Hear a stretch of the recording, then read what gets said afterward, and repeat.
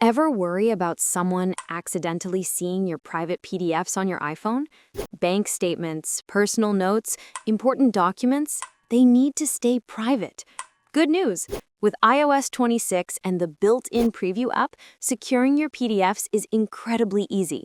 In this video, I'm going to show you exactly how to lock them with a password and then how to access them safely.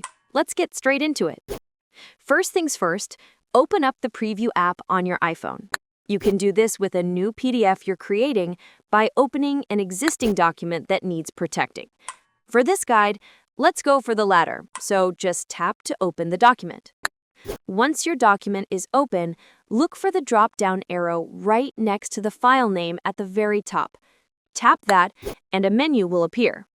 From this menu, you'll see the option to lock. Go ahead and tap that. Now you're on the lock settings screen. Find the option that says Require Password and tap the switch to turn it on. You'll now be asked to create your password. Type in your desired password, then re-enter it in the second field to confirm. Make sure it's something secure but memorable. Once both passwords match, tap the blue check mark in the top right corner to save and apply your changes. And just like that, your PDF is locked. You'll notice the change instantly. If you go back to your main preview screen, you'll see a distinct padlock icon on the preview of your file.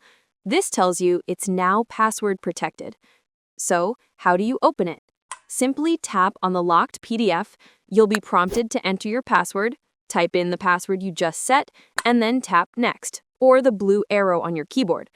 If you've entered the correct password, your document will open right up.